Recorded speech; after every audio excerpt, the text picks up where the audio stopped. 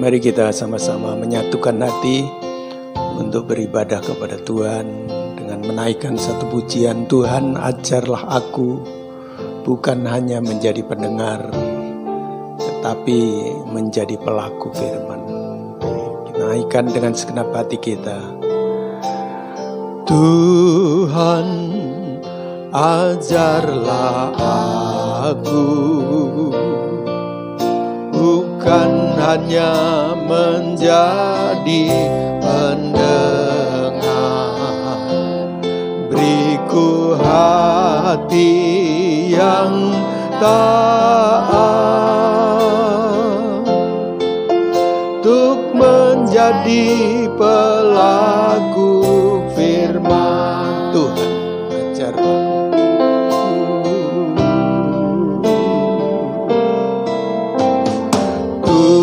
Tuhan, ajarlah aku bukan hanya menjadi pendengar, beriku hati yang taat untuk menjadi pelaku firman. Engkau yang tahu isi hatiku, bagimu tiada yang tersembunyi. Ku mau belajar menurut firman, sebab ku cinta Kau membelaiku.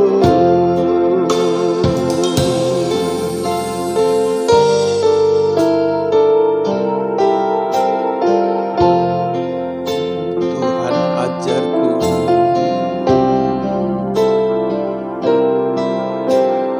Tuhan, ajarlah aku bukan hanya menjadi pendengar, beriku hati yang taat untuk menjadi pelaku firman. Engkau yang tahu isi hatiku, bagimu tiada yang tersembunyi. Ku mau belajar menurut firman, sebab ku cinta Kau membelaiku. Engkau yang tahu isi hatiku, bagimu tiada yang tersembunyi. Ku mau belajar menurut firman, sebab ku cinta Kau membelaiku. Ku mau belajar, ku mau belajar menurut firman, sebab ku cinta Kau membelaiku. Sebab ku cinta Kau membelaiku. Haleluya, syukur. Ku sembah. Haleluya. Bapa Surgawi, kami menyatukan hati kami, meskipun kami berjauhan dan tinggal di antara rumah ke rumah. Tetapi kami yakin Tuhan hadir di tempat kami masing-masing.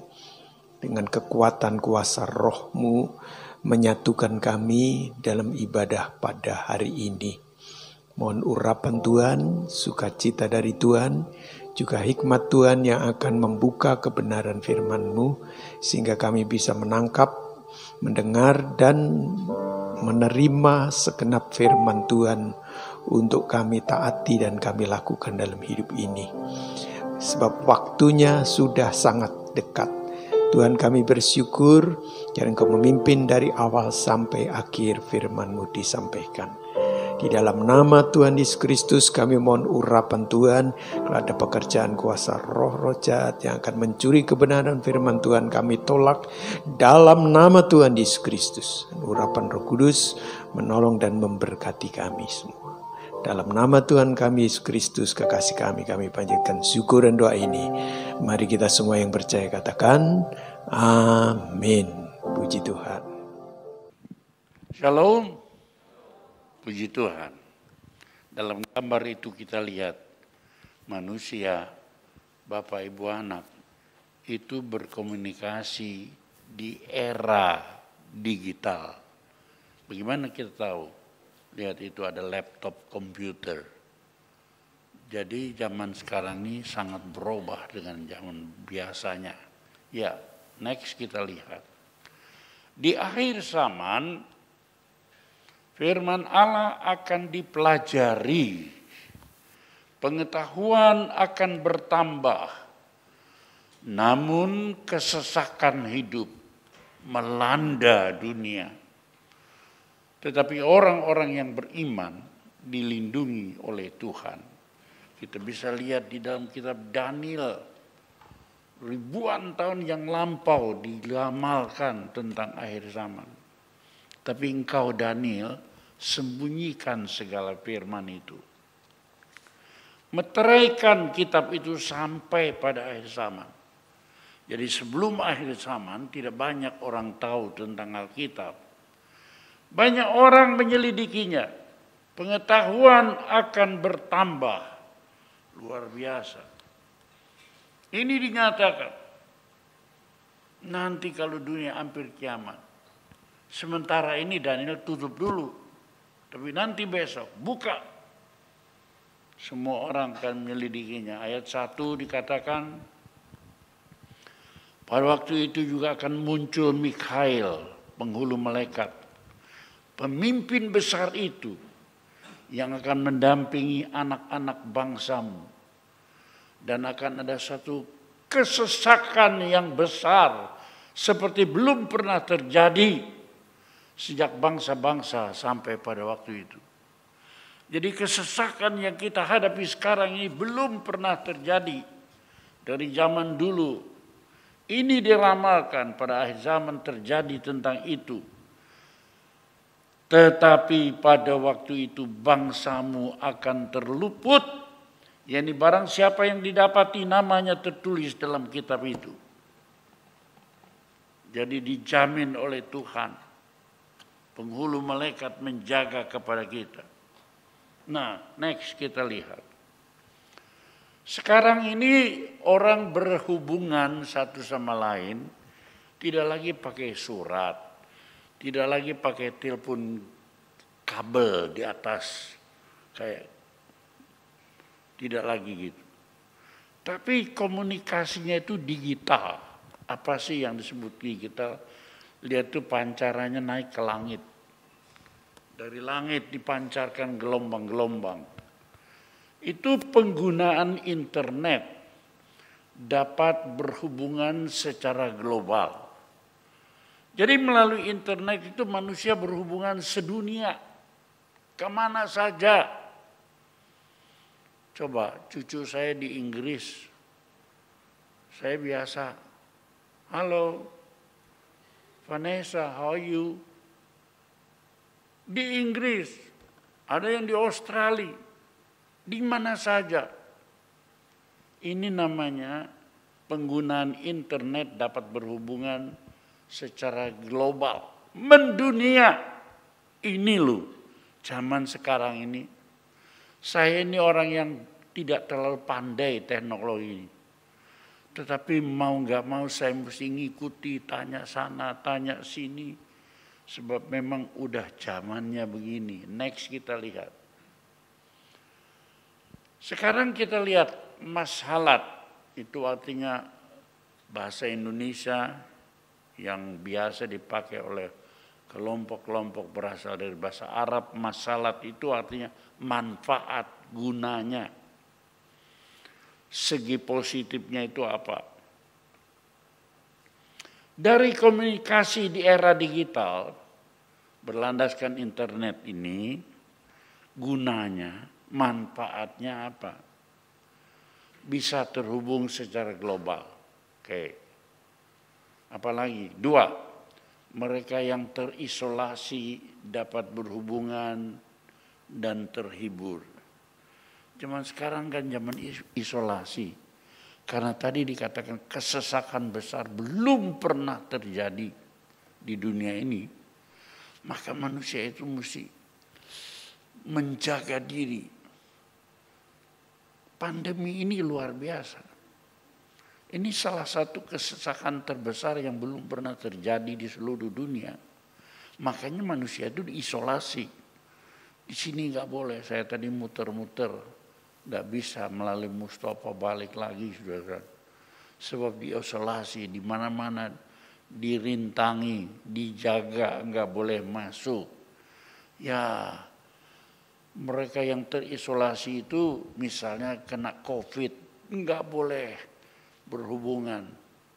Semua harus nanti menular. Kan sendirian di rumah sakit. Lekas mati dong orang sakit hati, orang kesepian. Tapi melalui itu orang yang terisolasi itu dapat berhubungan dan bisa terhibur. Masih ada. Itu ibu-ibu yang menjaga tenaga kesehatan. Itu tidak boleh hubungan dengan keluarganya. Tapi masih mending bisa menegur. Apalagi kalau video call. Ada gambarnya, ya mereka bisa saling terhibur. Ini manfaatnya. Terus kita lihat mengubah gaya hidup. Gaya hidup kita nggak pakai surat, nggak pakai macam-macam. Lalu ini aja, cara bekerja kita nggak lagi pakai seperti zaman dulu. Sekarang model kerja baru. Cara belajar, bahkan komunikasi individu, pembicaraan pribadi dengan pribadi. Misalnya orang bercinta, nggak usah pakai surat, nggak usah pakai ketemu, lihat gambarnya senyum-senyum, itu bisa dilakukan zaman sekarang ini. Keempat, dapat melakukan apa saja dengan mudah dan hemat. Mudah, hemat. Mau belanja ke Surabaya, Tokopedia ada. Belanja ke Jakarta, Shopee ada. Tinggal nunggu di rumah. Hemat, mudah. Tidak perlu ke Surabaya, tidak perlu ke Jakarta. Mau cari apa saja, bisa. Jadi kalau saudara ibu-ibu mau belanja, tanya sama anak-anak, pemuda-pemuda kita, supaya mereka bisa bantu kita. Saya tanya terus, ya. Saya mau belanja ini itu, tanya sama anak-anak. Mereka yang menghubungkan. Bahkan cara belajar, anak-anak belajar nggak usah ke sekolah. Sekarang ini di Jakarta, sekolah tatap muka dibatalkan karena COVID terlalu tinggi. Ya. Praktis, efisien, ya, mudah, hemat. Benar-benar zaman sekarang luar biasa. Secara digital, secara komputer ini ya, secara internet ini. Terus, tapi di samping hal kebaikannya, banyak sekali mudaratnya, segi negatif. Misalnya anggota keluarga itu terus sibuk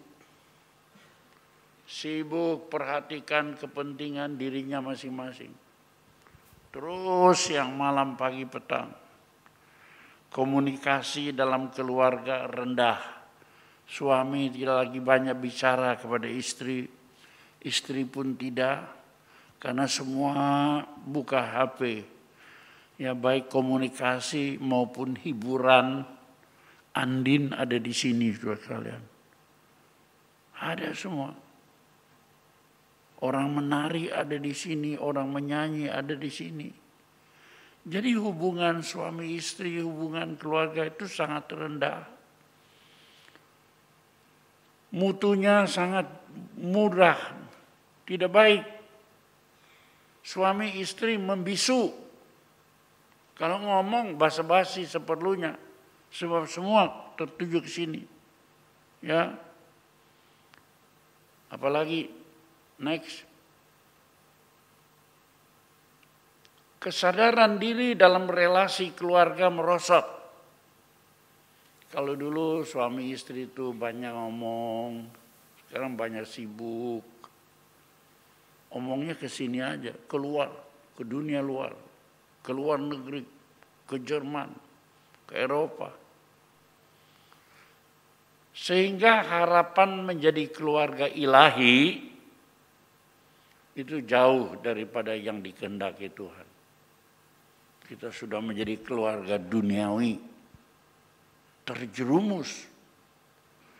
Apalagi kalau kita lihat dalam handphone ini, perkara yang buruk itu banyak sekali.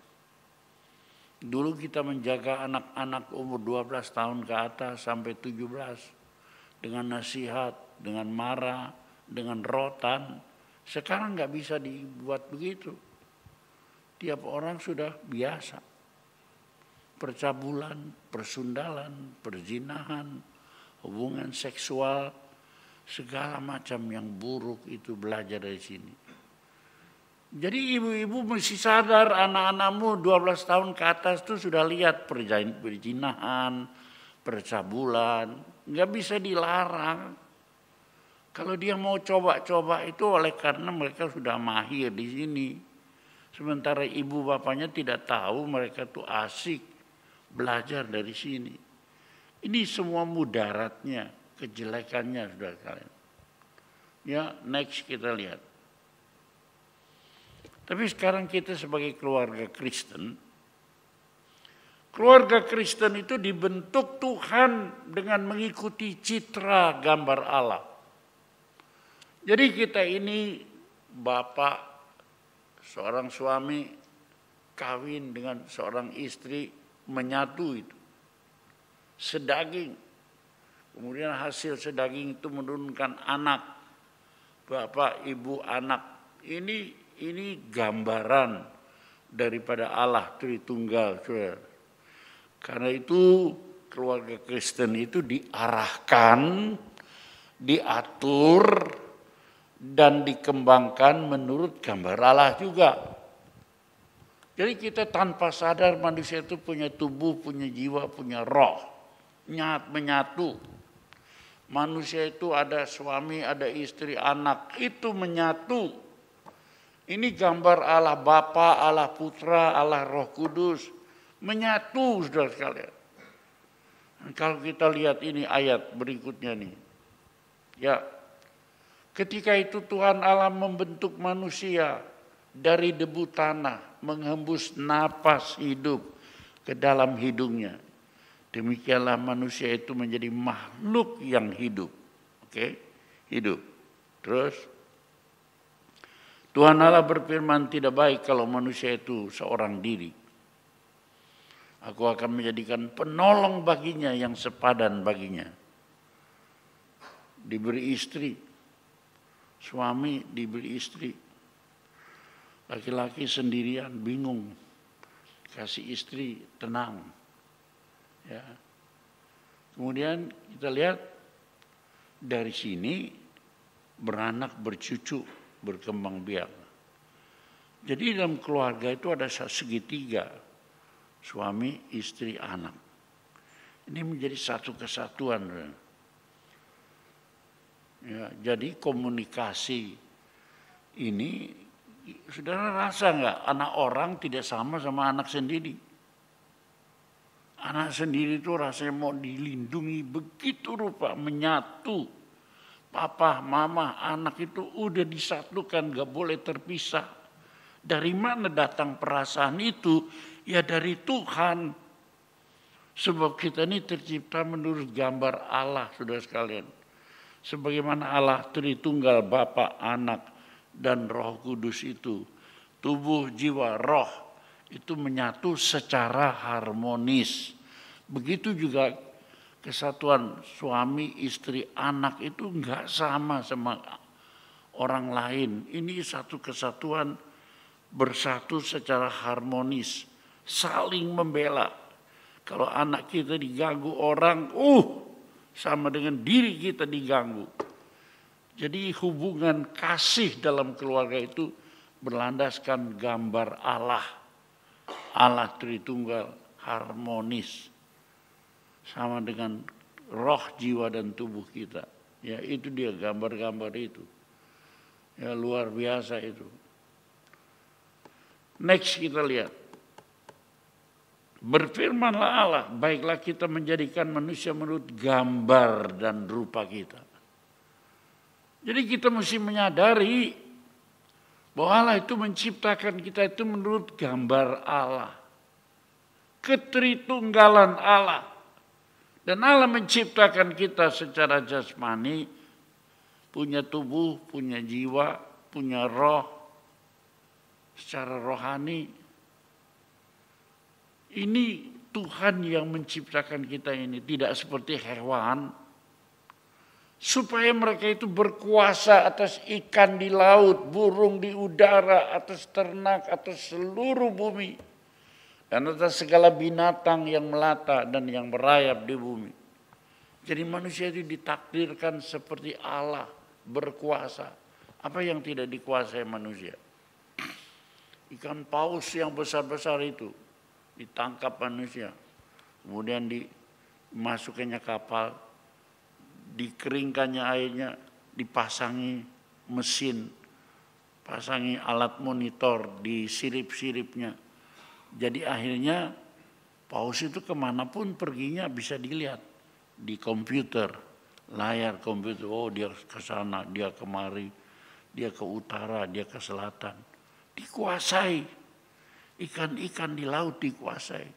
Burung-burung di udara dikuasai. Diberi alat monitor. Sehingga burung itu sudah sekalian tidak sadar dirinya itu dikuasai oleh manusia. Ya, terus maka Allah menciptakan manusia menurut gambarnya. Nah, manusia itu diciptakan lebih tinggi, lebih mulia. Menurut gambar Allah diciptakannya dia. Laki-laki dan perempuan diciptakannya mereka. Ayat 28. Allah memberkati mereka lalu berfirmanlah kepada mereka, beranak cuculah bertambah banyak. Suami, istri, anak. Ayo, ini Tritunggal mesti dikembangkan terus. Ya, beranak. Beranak apa? Keturunan ilahi, gambar Allah. Penuhi bumi, taklukkanlah, berkuasalah atas ikan, burung di udara, binatang merata. Powerful. Tritunggal Allah ini sempurna. Sebelum jatuh ke dalam dosa, begini loh manusia itu. Luar biasa. Ya, next kita lihat. Sebab segala sesuatu Allah dari Dia dan oleh Dia dan kepada Dialah, bagi Dialah kemuliaan sampai selama-lamanya. Jadi saudara sekalian, apa yang ada dalam hidup kita ini, itu dari Dia. Dan kita bisa hidup bernapas oleh Dia. Karena itu kita mesti sadari bahwa kita ini saudara sekalian, ya harus tertuju kepada Dia.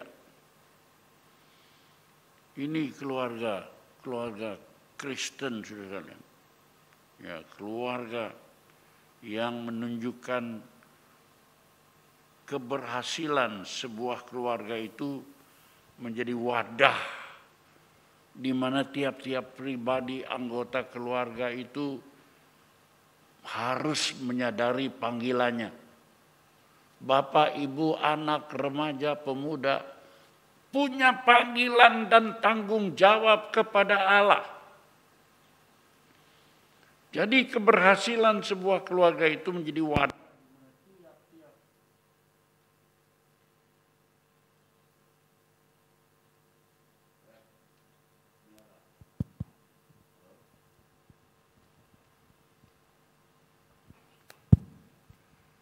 Di mana tiap-tiap anggota keluarga, anak yang paling kecil punya fungsi. Oh, saudara, kalau saya lihat buyut saya, punya fungsi, tingkah lakunya memberi hiburan, kekuatan dalam hidup secara luar biasa. Fungsinya, kalau jadi anak remaja, harus punya fungsi, sangat menyenangkan orang tuanya. Ini luar biasa. Kalau mereka itu menyadari panggilannya sebagai gambar Allah, bagian daripada ketritunggalan, bagian dari keharmonisan dalam keluarga, ini sangat ditentukan oleh hubungan suami istri, anak. Tidak terlepas. Anak mesti menyadari keluargamu bagus menjadi keluarga ilahi kalau dirimu terlibat dalam papa, mama, anak. Oh, kalau kita sadar ini, sangat ditentukan oleh orang tua anak. Keluarga Kristen ini terpanggil untuk menunjukkan kesaksian melalui komunikasi isi hati. Jadi komunikasi hubungan papa, mama, anak itu melalui satu komunikasi isi hati. Diberi tempat yang utama dalam membangun hubungan dengan anggota keluarga yang lain.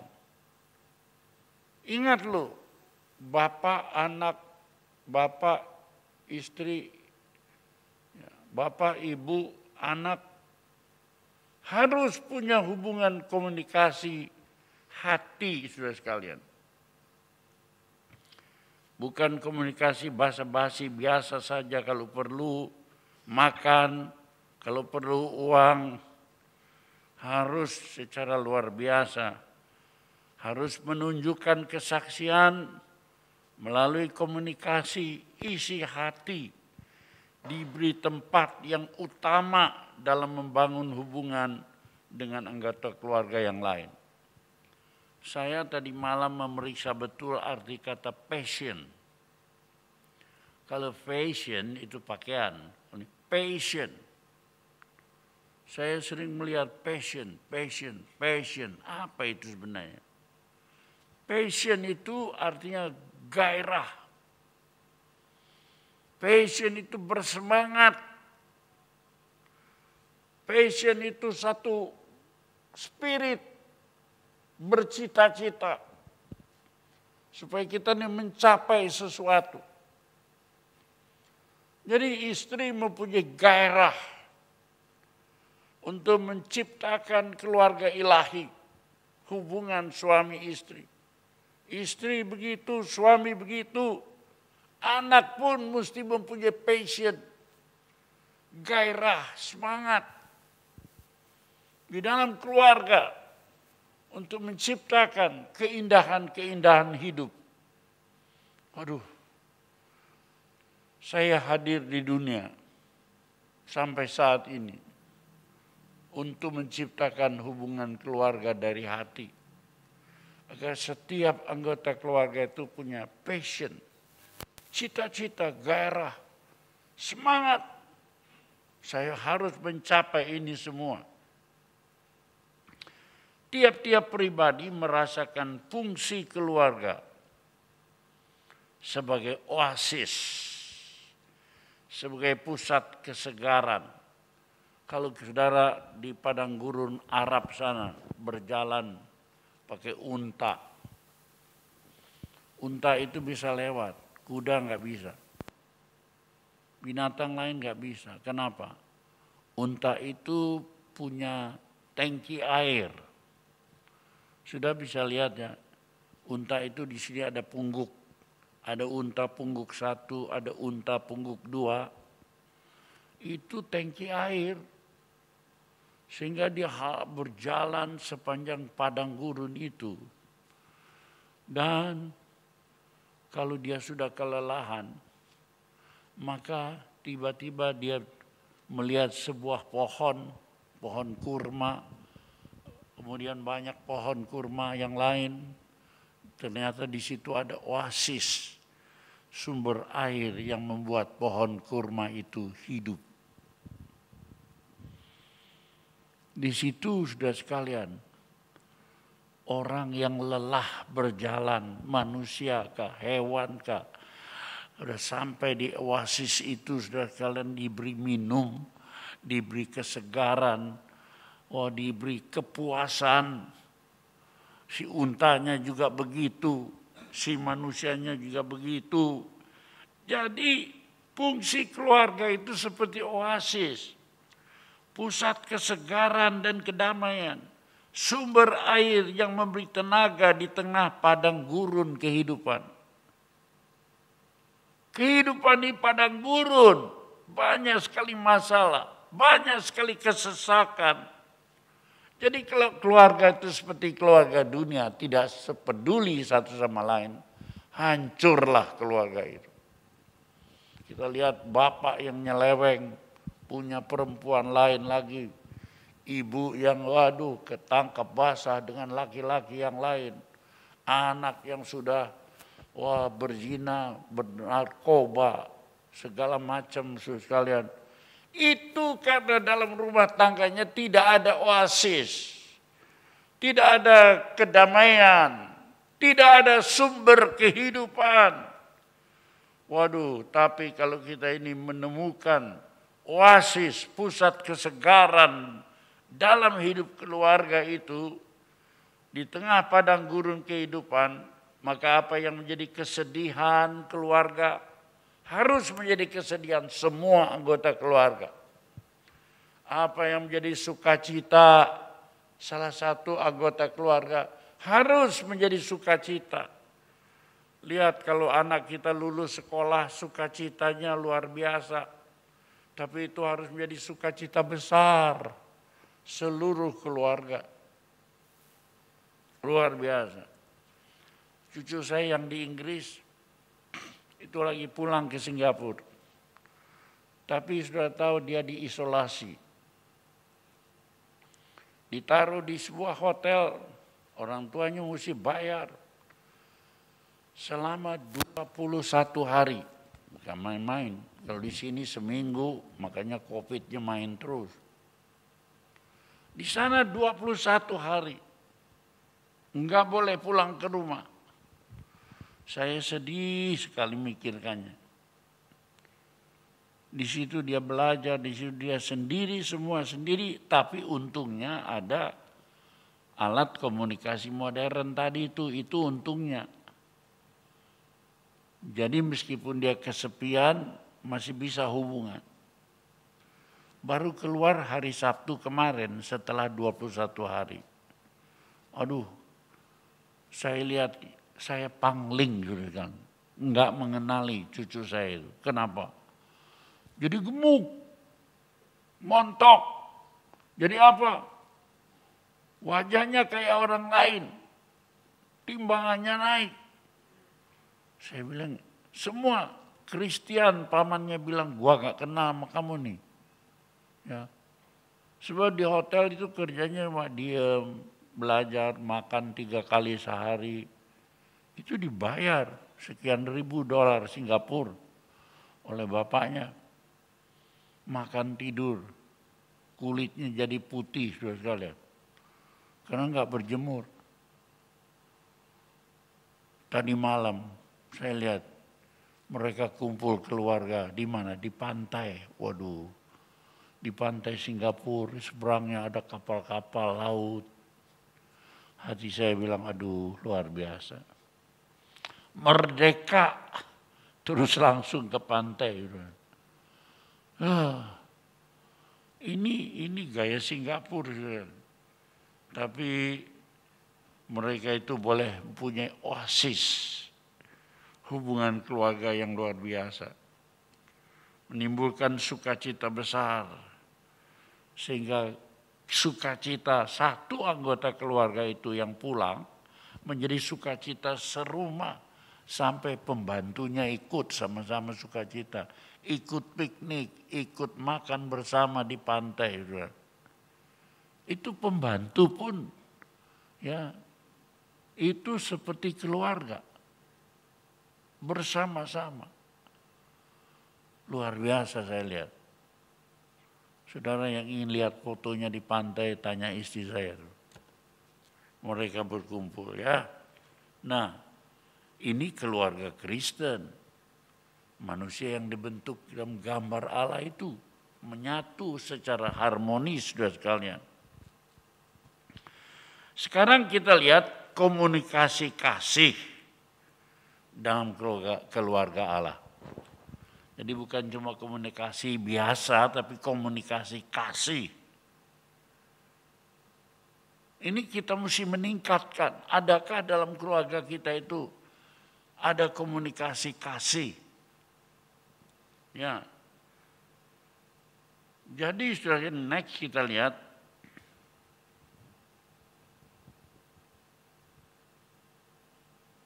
pentingnya keluarga Kristen.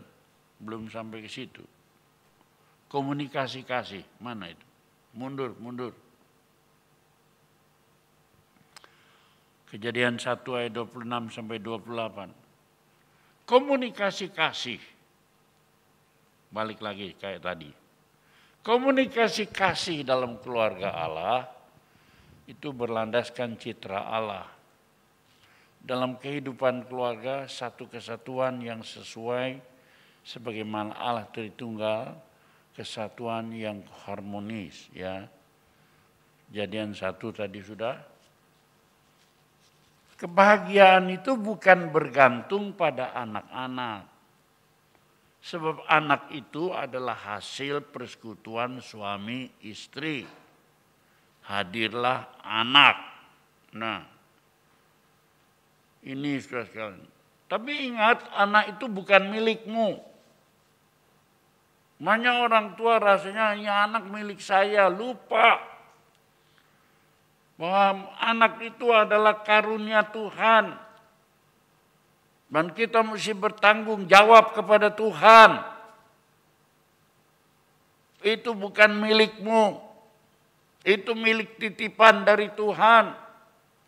Harus dilatih, dikembangkan sesuai dengan firman Tuhan.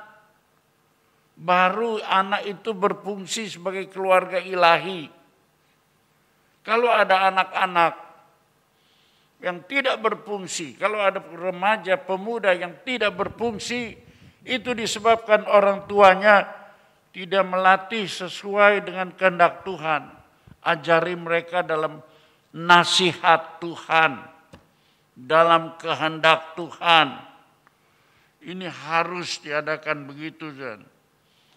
Jadi kebahagiaan itu bukan tergantung dari anak. Banyak orang pikir, aduh saya ngegedein anak, membesarkan anak, supaya besok di hari tua saya, oh damai sejahtera kebahagiaan saya hidup bergantung dari anak.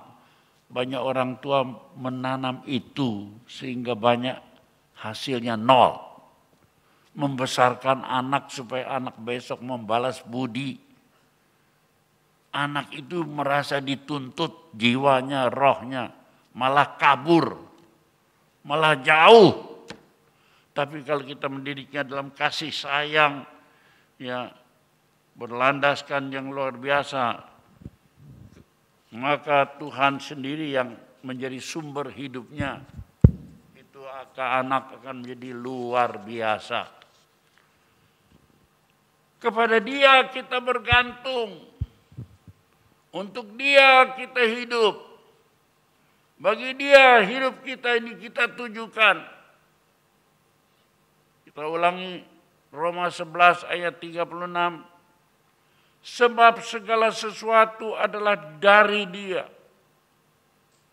oleh Dia, dan kepada Dia.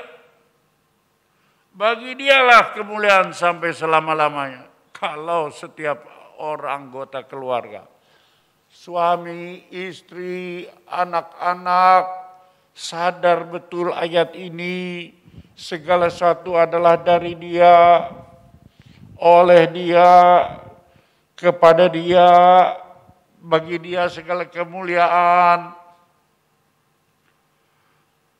Ingat motivasi apa yang ada dalam hidupmu. Kepada Dia kita bergantung. Untuk Dia kita hidup. Bagi Dia hidup kita ini kita tujukan. Jangan terus ikut dunia. Kristen kok ngikut dunia. Ikut firman Tuhan. Jadikan Tuhan nomor satu. Nah, sekarang kita lihat pentingnya keluarga Kristen. Seorang ahli bernama Kenneth L. Chafin, ini orangnya. Dia menulis dalam bukunya, saudara sekalian, Is there a family in the house? Dalam sebuah rumah itu betulkah kamu itu punya keluarga? Atau masing-masing terpisah. Semua punya acara sendiri, bukan keluarga. Jadi dia menulis buku yang laris terjual di dunia. Is there a family in the house? Dalam rumah itu mesti ada kekeluargaan yang indah. Sudah ada belum? Halo? Sudah ada belum kekeluargaan ilahi itu dalam rumah kita? Lalu kita mesti tahu fungsi yang dikehendaki itu satu, buktinya keluarga merupakan tempat bertumbuh. Menyangkut tubuhnya, menyangkut jiwanya, menyangkut rohnya. Saudara tahu mesti kasih makan, kasih hidup sama anak. Oh udah tahu, bagus. Tubuhnya, jiwanya, supaya akhlaknya bagus, moralnya bagus, budi pekertinya bagus. Itu jiwanya, cara berpikirnya udah betul dibimbing. Rohnya supaya anak ini hidup, bertanggung jawab sebagai bagian daripada keluarga Allah. Membimbing dia ke rumah Allah. Berapa banyak orang tua di sini yang sekarang membiarkan anaknya menganggur di rumah kalau hari Minggu. Mengerjakan aktivitas sendiri, goes, piknik sendiri. Anda bertanggung jawab di hadapan Allah. Terlebih lagi kalau hari kiamat, Anda bertanggung jawab di hadapan Tuhan. Hayo, kita usahakan, kita dorong, kita kasih semangat.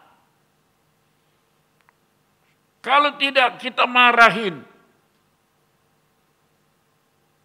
Saya pernah marah sama Rubin. Enggak usah pulang ke rumah kalau kamu tidak mau jadi keluarga yang taat kepada firman Allah. Tanya Rubin masih ada. Pakai rotan dari Kalimantan. Ini cucu saya 2 tahun. Nakal sudah kelihatan. Buyut. Di hari ulang tahun yang ketiga saya bawain rotan Kalimantan. Supaya bisa diatur, dididik. Kalau kau pakai rotan, kau menyayangi nyawanya, menyayangi rohnya. Ya. Jadi badannya sakit tapi roh jiwanya terbimbing di dalam arah ke surga, arah kepada Allah. Ini harus. Ya. Jadi keluarga itu merupakan tempat bertumbuh menyangkut tubuhnya. Menyangkut jiwanya, pendidikannya, sekolahnya supaya pintar. Ya, akal budinya. Tapi juga menyangkut rohaninya ke atas. Udahkah kita, rumah tangga kita memikirkan yang ketiga ini? Baru kemudian menyangkut hubungan kasih di antara keluarga. Kemudian hubungan sosial, hubungan dengan orang lain. Kalau hubungan kasih dalam keluarga nggak beres, maka anak itu juga tidak akan beres dalam hubungan sosial dengan siapapun. Kalau dalam hubungan keluarga suka berontak, anak itu juga di hadapan bangsa dan negara suka berontak, melawan aturan pemerintah, melawan keadaan sosial. Disebut anak yang asosial, tidak baik di dalam masyarakat. Tapi itu gambaran dari rumah tangga kita. Adakah kita melatih hubungan rohani, kemudian hubungan kasih, kemudian hubungan dengan sosial, dengan orang lain? Manusia diciptakan menurut citra Allah sehingga mempunyai potensi untuk bertumbuh. Kita ini diciptakan dari Allah dan disediakan Allah firman-Nya, disediakan Allah Rohul Kudus, Parakletos, penolong. Disediakan, tinggal kita mau makainya enggak? Mau menjalaninya enggak? Ya Tuhan sediakan itu. Ada potensi, ada bakat, manusia itu bisa bertumbuh. Tapi digunakan enggak? Alat-alat untuk dia bisa bertumbuh itu digunakan enggak? Nah, itu sebabnya keluarga itu adalah sumber yang memberi energi, kekuatan kepada tiap-tiap anggota keluarga. Anak-anak bahkan itu sumber kekuatannya dari mana? Dari keluarga. Energi kasih itu dari bapak ibu. Perhatian itu dari orang tua. Kalau perhatian orang tua kepada anak-anak, anak itu akan menjadi manusia perhatian.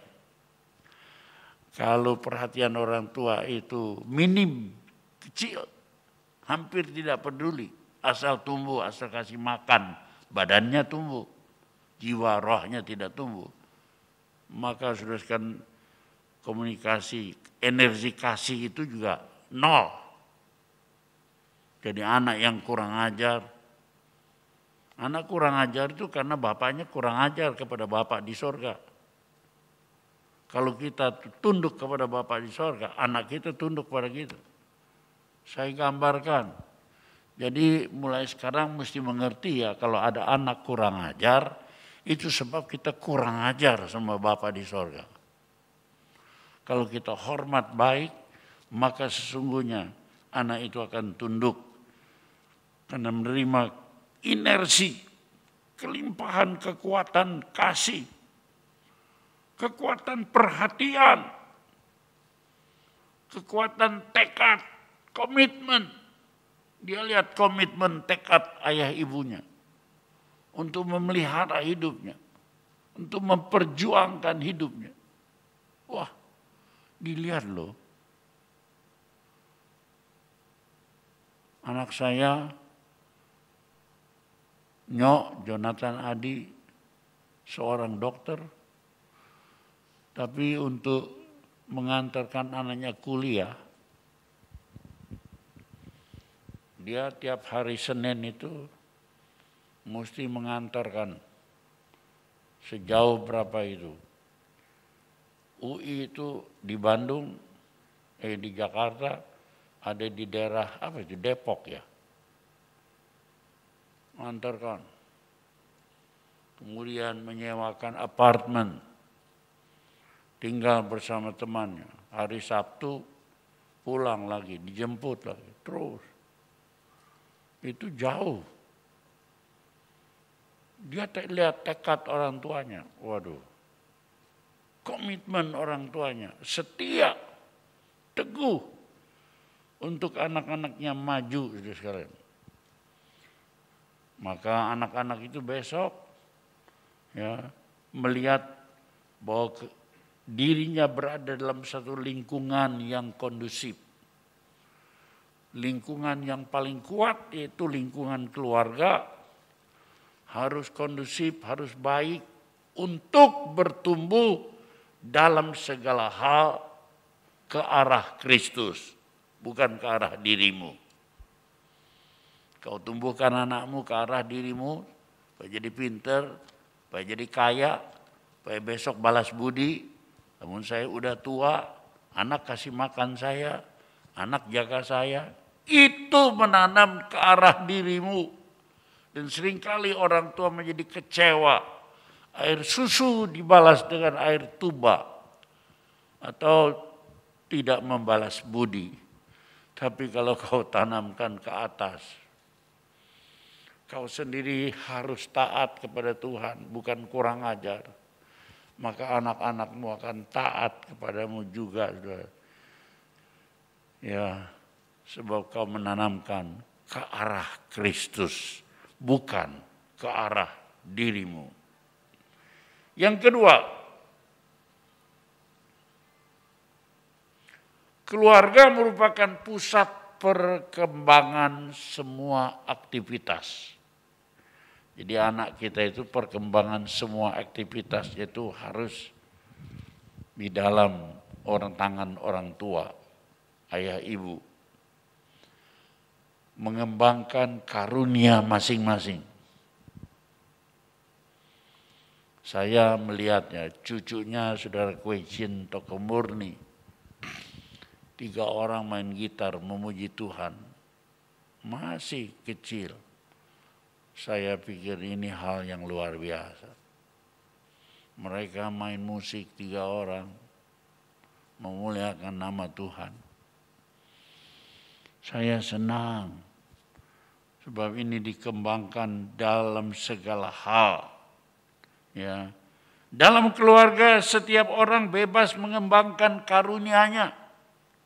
Karunia menyanyi, karunia musik, karunia ketangkasan, karunia apa saja. Kepintaran. Harus dikembangkan. Dalam keluarga landasan kehidupan anak itu dibangun. Punya enggak dasar dari orang tuanya? Punya enggak landasan yang kuat dari orang tuanya? Keluarga yang membentuk itu, saudara sekalian. Kemudian bukan saja membentuk tapi dikembangkan terus, dikembangkan terus, dikembangkan terus. Aduh. Kalau anak cucu kita sekolahnya baik, Christian melaporkan anaknya enggak usah ujian, lulus diterima di perguruan tinggi. Perguruan tinggi berebut menerima cucu saya, memberikan kesempatan, enggak usah diuji, terima begitu aja. Saya berpikir, oh Tuhan, ini semua karena perhatian orang tua, bimbingan orang tua. Sudah tahu, saya sebagai engkongnya terus menghubungi Christian, begini begitu, begini begitu. Sekarang Christian sakit. Christian, kamu periksa kadar vitamin D dalam tubuhmu. Kalau itu kurang, kamu jadi orang penyakitan. Saya anjurkan setiap orang tes berapa persen vitamin D yang ada dalam tubuhnya. Anda bisa apa saja, tapi kalau kadar vitamin D kurang dalam tubuhmu, pergi ke lab, bayar uang sedikit. Saya mau ukur kadar vitamin D dalam tubuh saya. Ternyata betul kurang, angkanya cuma 22. Seharusnya orang hidup minimal 30, itu minimal. Sampai 100.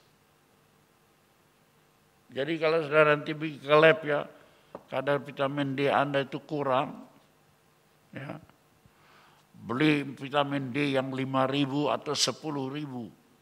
Berjemur banyak di bawah matahari, jangan takut hitam, pakai topi. Tapi sehat.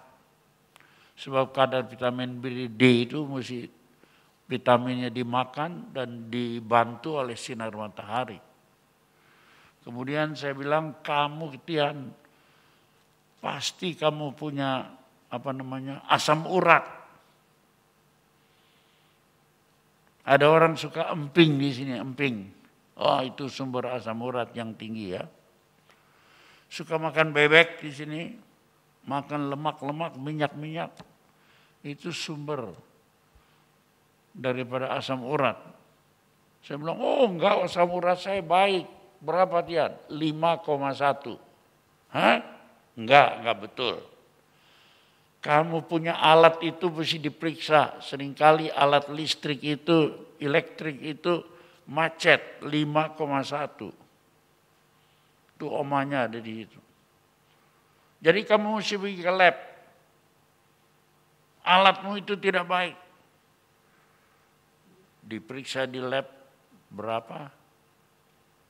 7,9.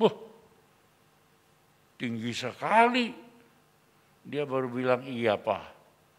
Benar alatnya macet. 5,1.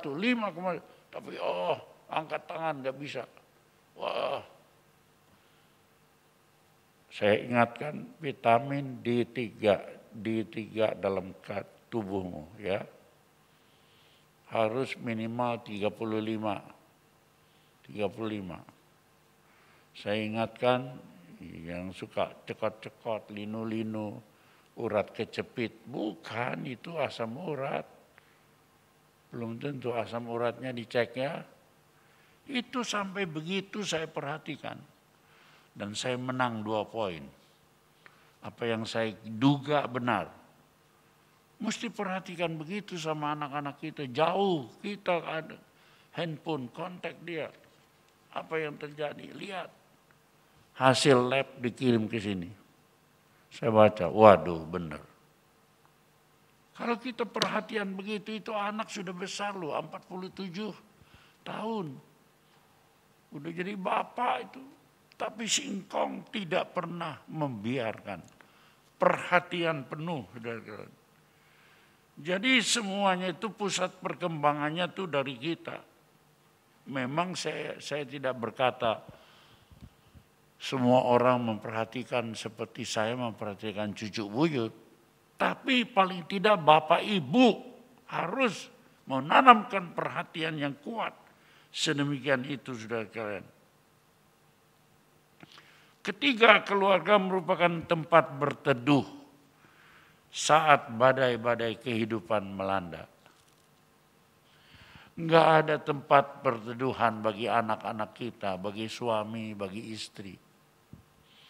Kalau badai melanda. Kalau badai melanda suami, jangan suami dikutukin melulu. Tak gara-gara ini, gara-gara serakah, gara-gara ini. Aduh. Sudah jatuh ketimpa tangga. Pada waktu suami mengalami, istri mendukung. Jangan ditimpuk terus. Pada waktu istri mengalami segala masalah, kesakitan, penderitaan, suami harus menjadi pendukung. Lihat itu kisah Andin. Yang sekarang, bukan yang dulu, suaminya nggak peduli-peduli. Sekarang ini, suaminya sangat mendukung istrinya sangat mendukung suaminya. Saling dukung-mendukung. Ya. Tempat berteduh saat badai kehidupan melanda. Orang lain di luar kita ini sering tidak mengalami dan tidak memahami kesulitan-kesulitan hidup yang kita alami. Orang lain enggak tahu dan memang tidak menjadi kewajiban dia. Siapa yang mesti memperhatikan itu? Dalam keluarga lah kita mendapat perhatian, kita mendapat perlindungan. Jadi istri-istri yang berfungsi sebagai perlindungan, jadi istri, jadi suami yang melindungi tatkala badai melanda dalam kehidupan keluarga. Harus, wajib. Siapa yang melalaikan fungsi perlindungan itu? Itu orang yang tidak berfungsi dalam keluarganya masing-masing. Yang keempat, keluarga itu merupakan tempat untuk mentransfer nilai-nilai. Nilai-nilai kehidupan itu dilihat oleh anak, oleh suami, oleh istri.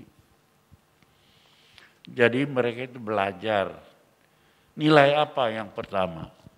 Nilai iman, hubungan kepada Tuhan. Nilai apa lagi yang dilihat? Nilai moral, akhlak, budi pekerti. Itu dari atas turun ke bawah. Kalau atas ini orang tua bergantung ke atas, maka anak-anak bisa bergantung aman kepada orang tuanya.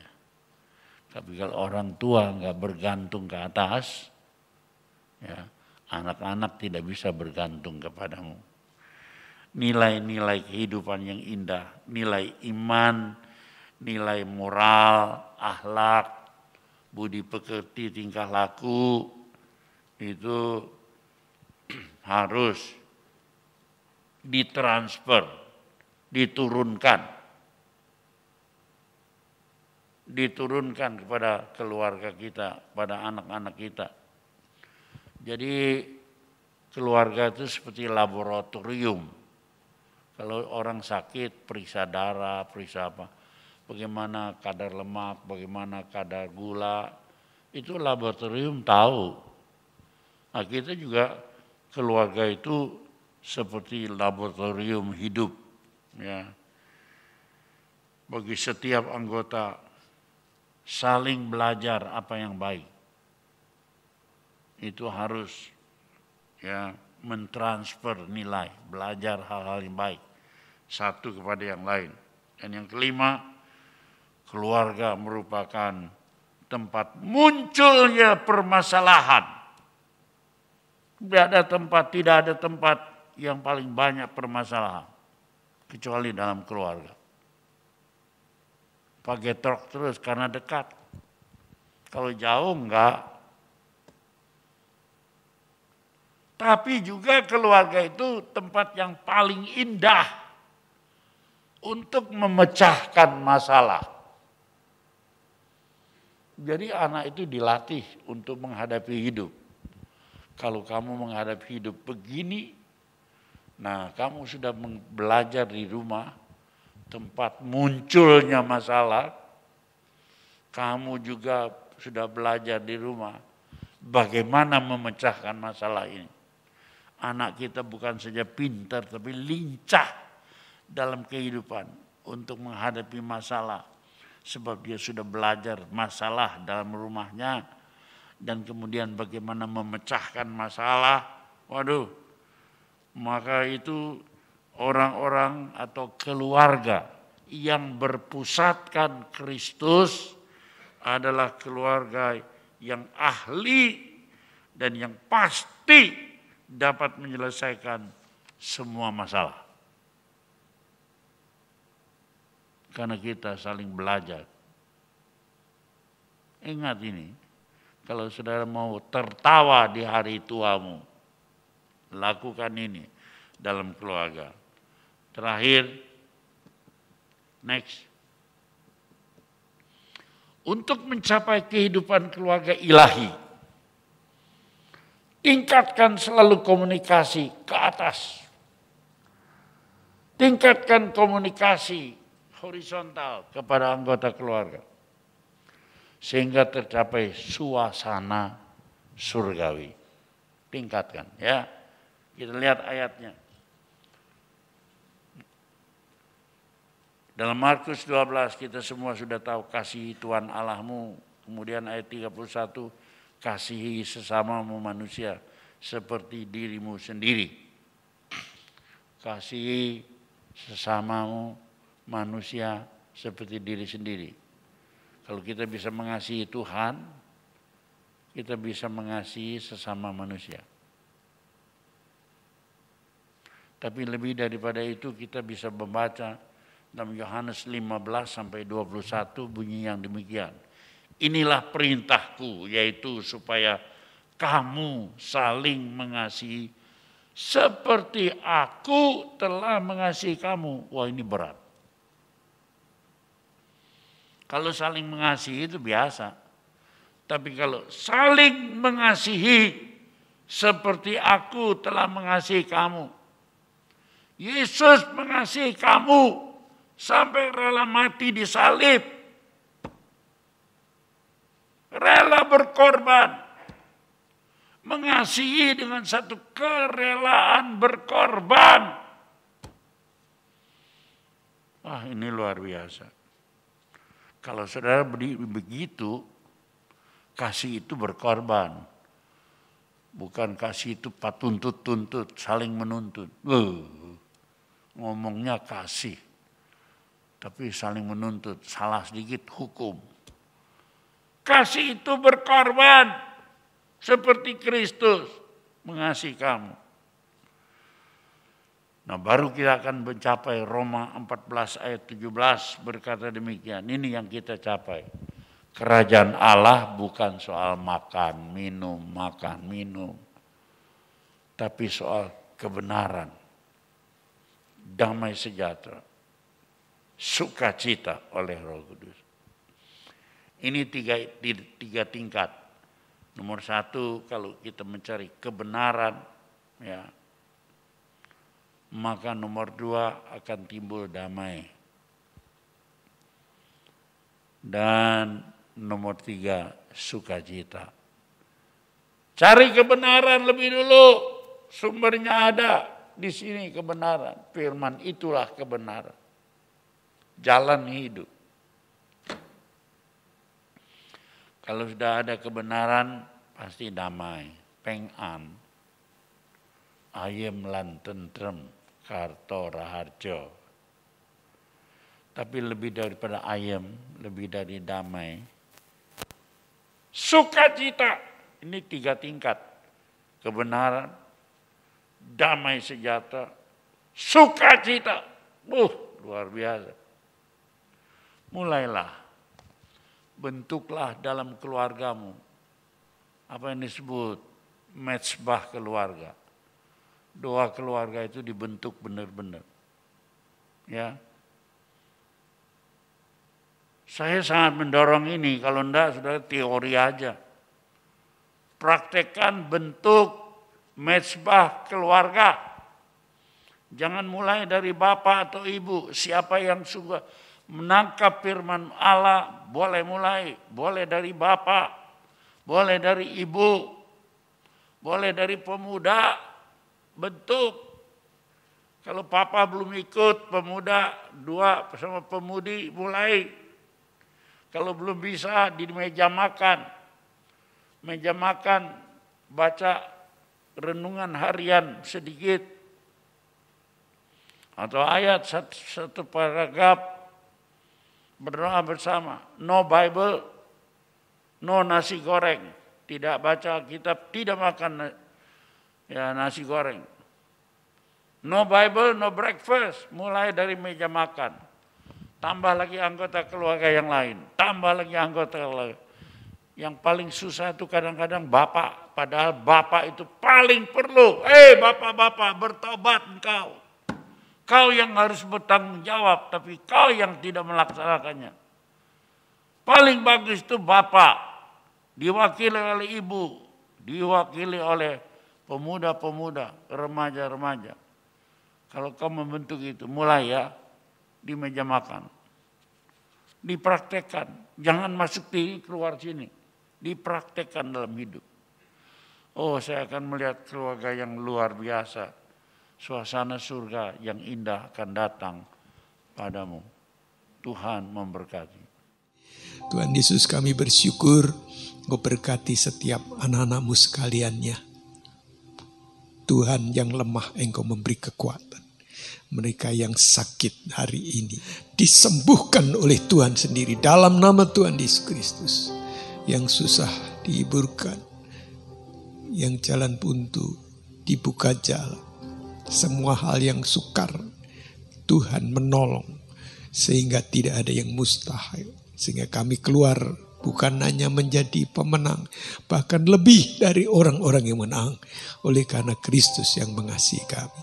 Tuhan, berkat-Mu menyertai kami, meneguhkan setiap hati untuk kami mempunyai komitmen yang lebih kuat. Engkau di atas semuanya, karena Tuhan telah menebus dan menolong kami. Terima kasih Tuhan, kami bersyukur. Kami juga berdoa untuk pemerintah dan negara kami yang sekarang ini sedang menangani dan bergulat dengan bencana COVID-19. Tuhan, Engkau memberkati semua yang diusahakan, baik vaksinasi, pencegahan. Kiranya Tuhan memberkati dan itu bisa berhasil dengan baik. Dan COVID ini dihancurkan oleh kuasa Tuhan.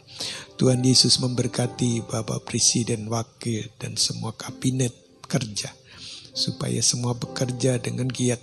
Kau memberkati juga pemerintah daerah dari gubernur, bupati, wali kota sampai kepada camat, desa, dan RT, RW. Juga semua Engkau memberkati juga kota kami.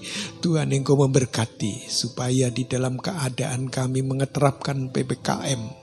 Tetapi kami tetap mempunyai pengharapan bahwa kami akan dilepaskan Tuhan dari segala kungkungan COVID-19 ini. Jikalau kami taat, maka kami akan diberkati oleh Tuhan. Terima kasih Tuhan Yesus, Engkau membuat semua usaha berhasil. Terima kasih Tuhan. Kalau sebentar kami menyelesaikan ibadah kami percaya Tuhan memberkati setiap keluarga, Tuhan memberkati setiap usaha pekerjaan anak-anak-Mu sekalian, Tuhan memberkati setiap iman mereka Tuhan. Tuhan memberkati kesehatan mereka. Tuhan meneguhkan dan memberkati rumah tangga mereka, baik masuk maupun keluar, dilindungi dari dahsyatnya COVID-19 ini.